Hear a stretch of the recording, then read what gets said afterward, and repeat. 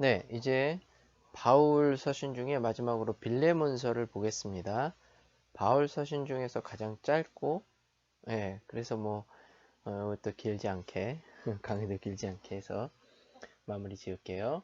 338페이지고요. 우리 책과 파워포인트를 같이 보면서 강의를 하도록 하겠습니다. 어, 책 한번 보시면 삼각관계로 얽힌 작은 사건 속에 담긴 큰 이야기, 이렇게 뭐 문학적으로 표현을 해 놨는데요. 한번 볼게요. 빌레몬서는 바울이 빌레몬이라는 사람에게 오네시모라는 노예를 돌려보내면서 쓴 편지이다. 빌레몬서는 모든 바울 서신 가운데서 가장 짧다. 그렇지만 그 내용을 파악하기 위해서는 이 세 사람 사이에 얽힌 이야기를 정확하게 재구성해야 하며, 더 나아가서 이 세 사람이 그 당시에 노예에 관한 어떤 법률을 전제로 하여 서로 관련되어 있는지를 밝혀야 한다. 그래서 바울, 그 다음에 빌레몬, 오네시모, 요 세 사람, 그래서 삼각관계라고 그런 거죠. 계속 읽어보겠습니다. 바울은 이 편지를 쓸 때에 감옥에 갇힌 몸이다. 그래서 1절 한번 보시면요. 그리스도 예수를 위하여 갇힌 자 된 바울과 및 형제 디모데는 우리의 사랑을 받는 자요 동역자인 빌레몬과, 그래서 그리스도 예수를 위하여 갇힌 자 되었다. 그 감옥에 갇혀 있다라는 거죠. 바울. 감옥에서 바울은 오네시모라는 노예를 그리스도교로 개종시켰다. 그러한 그 내용을 우리가 그 빌레몬서를 통해서 볼 수 있습니다. 그래서 오네시모가 어떻게 이 감옥에 오게 되었는가, 네? 그런 거에 대해서는 자세하게 나와 있진 않습니다. 그러나 여기 이제 한번 볼게요. 계속 표현해 볼게요. 바울은 이 사실을 갇힌 자 중에 낳은 아들 오네시모라는 표현을 쓰고 있습니다. 10절, 갇힌 자 중에 낳은 아들 오네시모를 위하여 내게 간구하노라. 그랬어요. 그러니까 감옥에서 만나서 오네시모를 알게 됐고, 오네시모를 개종시켰죠. 그러니까 예수님을 믿게 했고 하나님을 믿게 했습니다. 그래서 믿음을 갖게 됐죠.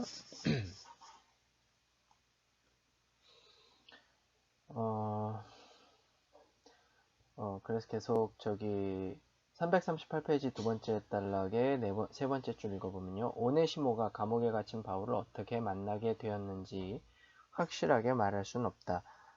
빌레몬서도 확실하게 얘기해 주는 건 아닙니다. 오네시모가 자유를 얻기 위하여 도망친 노예의 신분으로 바울의 도움을 얻기 위하여 감옥으로 찾아가서 만나게 되었거나, 도망치다가 체포가 되어 같은 감옥에 갇힘으로 말미암아 우연하게 같은 감옥에 수감된 바울을 만나게 되었거나, 노예와 주인 사이에 어려운 문제가 발생했을 경우에 제3자에게 중재를 신청하는 것을 허락한 그 당시 로마의 노예법에 의거하여 계획적으로 오네시모가 바울을 찾아가서 중재를 요청했다고도 할 수 있을 것이다. 이렇게 몇 가지 가능성이 있다고 볼 수 있는 거죠. 어쨌든 빌레몬의 오네시모는 빌레몬의 노예였고, 어떠한 일을 통해서, 근데 이제 빌레몬서에서 잠깐 알 수 있는 건 오네시모가 그의 주인 빌레몬에게 어떠한 경제적인 손해를 입히고 그것이 무서워서 도망갔다라는 그러한 부분을 알 수는 있습니다. 그래서 예를 들어서 이제 18절 같은 거 보면, 그가 만일 내게 불의를 하였거나 내게 빚진 것이 있으면 그것을 내 앞으로 계산하라. 이런 걸 봤을 때 아마 오네시모가 어떤 경제적인 손해를 그의 주인 빌레몬에게 끼쳤을 것이다. 그래서 그것이 무서워서 도망갔을 것이다. 그렇게 예상은 할 수 있습니다. 그렇게 추측을 할 수 있고요. 그래서 어쨌든 감옥에서 우리가 읽었던 세 가지 중에 하나로 감옥에서 바울을 만나고, 바울이 오네시모에게 복음을 전하면서 정말 하나님이 어떤 분이고 예수님이 어떤 분인가를 자세히 가르치고 같이 기도하면서 오네시모가 믿음을 가지게 된 거죠. 그래서 이제는 그의 주인 빌레몬에게 돌려보내야겠다. 그러면서 이제 친서를 써서 빌레몬서를 써서 오네시모에게 같이 이걸 네가 가져가서 주인에게 주어라. 그러면 빌레몬이 너의 주인인 빌레몬이 너를 용서할 것이다. 이렇게 해서 보낸 거죠. 그게 바로 빌레몬서입니다. 뭐 그 다음에 이제 나오는 이야기들은 뭐 첫째, 둘째 해갖고 뭐 등등 이렇게 얘기를 하는 겁니다. 자, 338페이지 맨 마지막 단락. 오네시모는 빌레몬의 종이다. 16절 이후로는 종과 같이 대하지 아니하고 이 종 이상으로 곧 사랑받는 형제로 둘 자라. 내게 특별히 그러하거든 하물며 육신과 주 안에서 상관된 내게랴. 이렇게 보니까 이제 편지를 써서 보내면서 이 오네시모를 종으로만 대하지 말고 사랑받는 형제처럼 대해줘라. 그런 거죠. 네. 그는 주인에게 쓸모없는 인물로 여겨졌다. 그래서 11절 보면 그가 전에는 내게 무익하였으나 쓸모없는 종이었다라는 거죠. 이제는 나와 내게 유익하다. 그래서 내가 그를 내게 돌려보내니 그렇게 얘기하고 있는 거죠.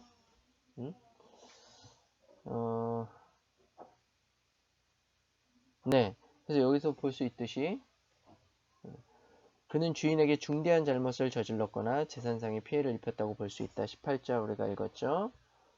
그는 주인 몰래 도망친 것 같다. 그것은 아마 그가 잠시 떠나게 된 것은 너로 하여금 그를 영원히 두게 하려 함이니 하고 바울이 빌레몬을 위로한 말에서 드러납니다.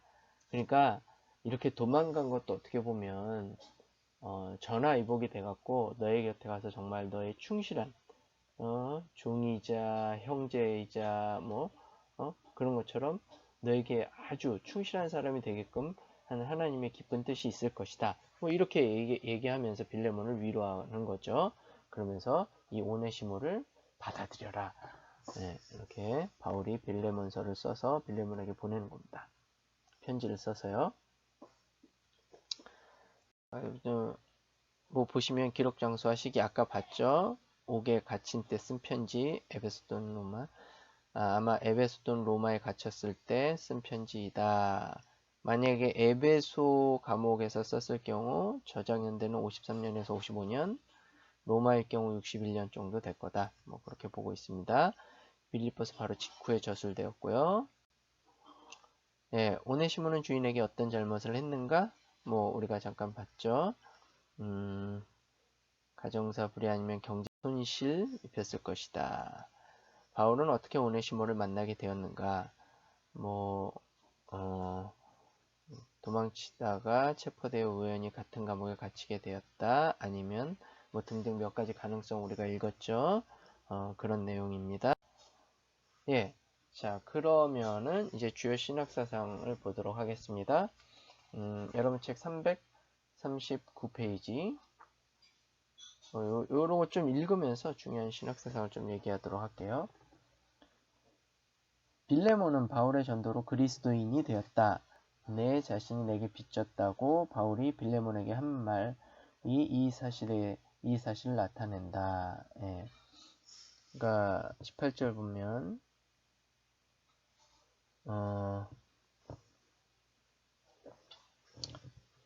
근데 요거하고는 좀 다른 것 같은데 그러니까 이 말은 내가 오늘의 내가 된 것은 나의 덕택이다. 예? 8절이 아니라 다른 절에서 있는 것 같은데 그 무슨 말이냐면요. 빌레몬 너가 지금 하나님을 믿고 예수님을 믿게 된 것은 내 덕분이 아니냐. 그러니까 너가 나에게 빚진 것이다. 그런 얘기입니다. 그런 것처럼 그 빛을 생각해서라도 오네시모를 받아들여줘라. 그런 겁니다. 자, 빌레몬의 집은 가정교회로 모이는 장소로 제공되었고요. 2절에 보면 자매 아비아와 우리와 함께 병사된 아키뽀와 내 집에 있는 교회에 편지하노니, 이게 내 집에 있는 교회. 그 당시 이제 초대교회는 주로 가정교회였습니다. 예, 그런 얘기입니다. 예수와 모든 성도에 대한 빌레몬의 사랑과 믿음은 사방에 소문이 날 정도로 유명했다. 그러니까 빌레몬이 자기의 집을 교회로 쓰게끔 제공해주고, 그 정도 열정이니까 예수님과 또 교회의 다른 모든 성도들에 대한 빌레몬의 사랑이 굉장히 컸다라는 거죠. 믿음이 컸다라는 겁니다. 그래서 사방에 소문이 날 정도였다라는 걸 우리가 이제 5절, 7절에서 볼 수 있는 거죠. 5절 보면 주 예수와 및 모든 성도에 대한 내 사랑과 믿음이 있음을 들음이니, 내가 다 들었다라는 겁니다. 그 다음에 7절, 형제여 성도들의 마음이 너로 말미암아 평안함을 얻었으니 내가 너의 사랑으로 많은 기쁨과 위로를 받았노라. 네,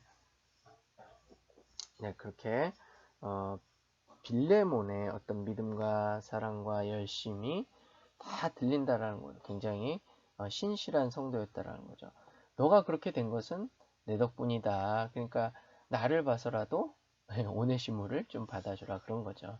그러니까 이제 바울이 자기의 어떤 공로를 다른 타인을 위해서, 약자를 위해서 이렇게 사용하면 얼마나 참 보기가 좋습니까?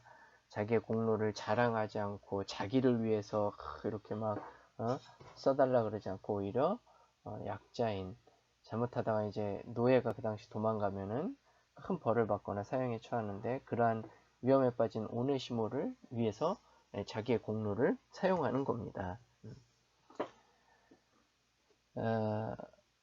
네, 그 두 번째 단락 보시면 바울은 빌레몬을 일컬어 우리의 사랑을 받는 자요, 동역자요, 동역자다, 그렇게 얘기하고 있고요. 바울은 기도할 때마다 빌레몬을 두고 하나님께 감사 기도를 드렸다. 네, 내가 항상 내 하나님께 감사하고 기도할 때 너를 말하면, 그럼 무슨 말이냐? 기도하고 그럴 때 내가 너를 위해서 기도한다라는 겁니다. 네. 그러니까 우리가 그래요. 알았어, 기도할게, 기도 좀 해주세요. 그래서 이게 항상 뭔가 좀 네? 끝에 이제 뭐 헤어지는 약간 마무리 짓는 인사말로, 우리가 흔히 말하는 공갈수표라고 그러는데요. 밥 한번 같이 먹자, 그래, 언제 한번, 이렇게 되면 곤란하다라는 겁니다. 정말 그를 위해서 기도한다라는 말도 우리가 아껴야 되고, 정말 그 말을 했으면 기도해야 되는 거고, 그런 거죠. 마음을 담아서. 바울과 같은 경우는 그랬다라는 거죠. 항상 기도하면서 자신이 복음을 전하고 자신이 세운 교회 교인들을 위해서 기도하면서, 그랬다. 빌레몬을 위해서도 그랬다라는 겁니다. 네, 바울은 빌레몬에게 오네시모의 일에 대하여 사도의 권위로서 명령할 수도 있지만 그렇게 하지 않고 사랑으로서 간청을 한다. 사도로서 명하는 게 아니라 10절 뭐라 그래요? 내게 간구하노라 그러잖아요. 오네시모를 위하여, 야, 내가 너한테 정말 부탁한다. 그런 거예요. 명령한다가 아니라 그렇게 간청한다고 말합니다. 그러면서 바울은 빌레몬에게 오네시모를 돌려보내면서 부탁하기를 그를 영접하듯이 오네시모를 영접해달라고 했다. 이후로 빌레몬은 오네시모를 종과 같이 대하지 아니하고 종 이상으로 곧 사랑받는 형제로 대해야 할 것이라고 했다.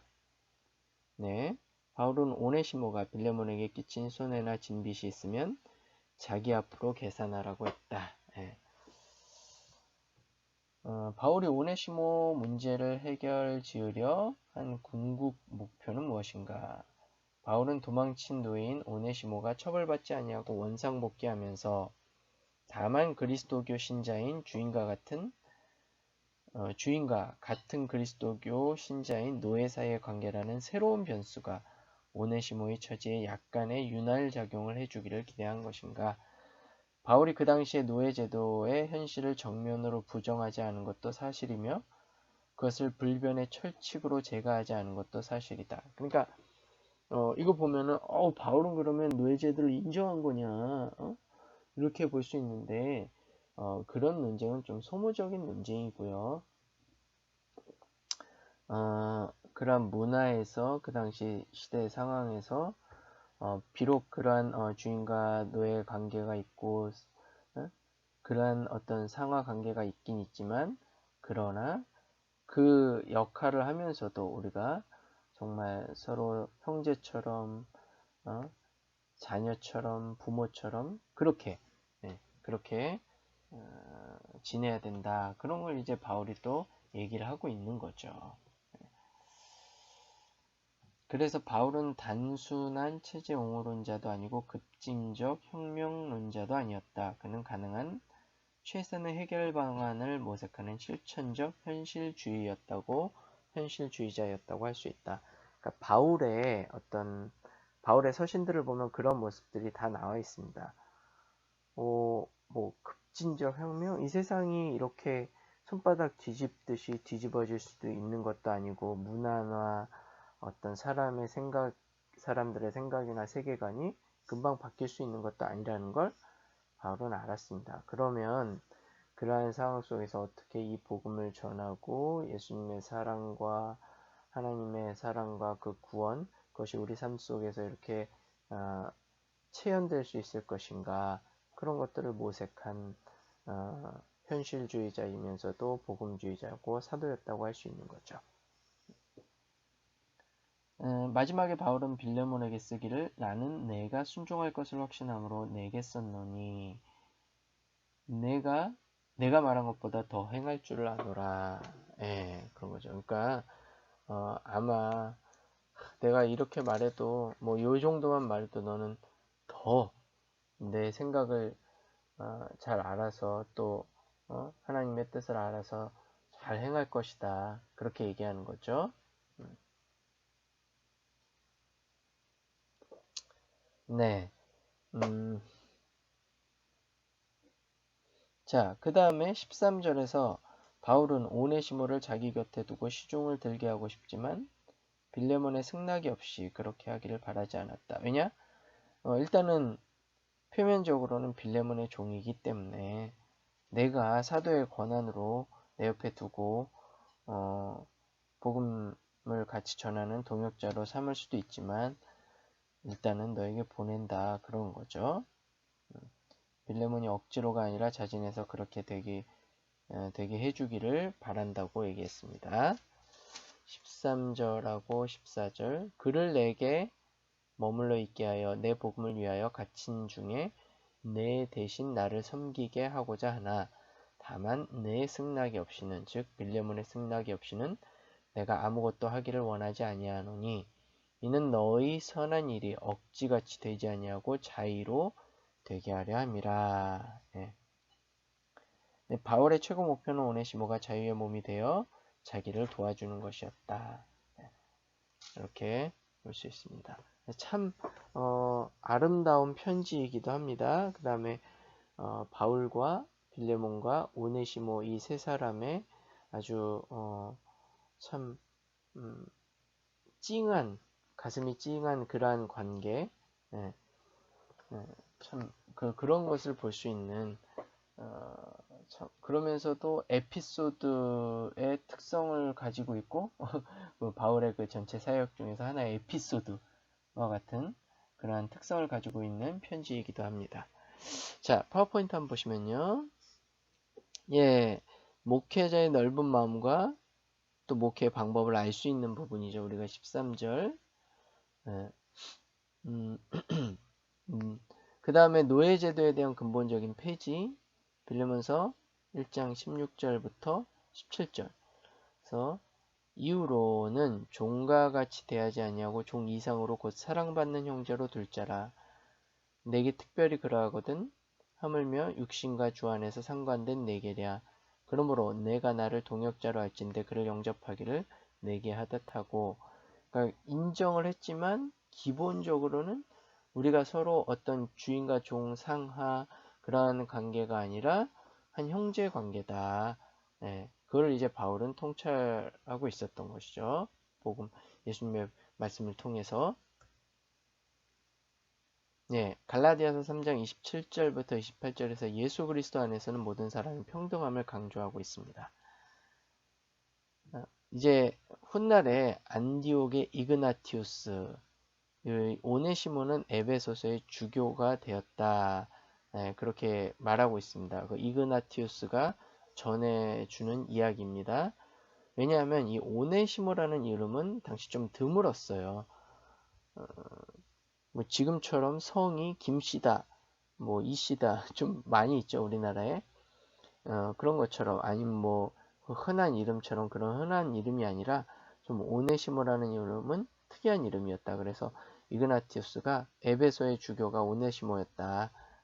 그 오네시모가 아마 이 빌레몬에서 얘기하는 오네시모일 것이다. 이렇게 안디옥의 이그나티우스가 전해주는데 상당히 신빙성이 있다라는 거예요. 왜냐하면 오네시모라는 이름은 매우 드물었기 때문이다라는 겁니다.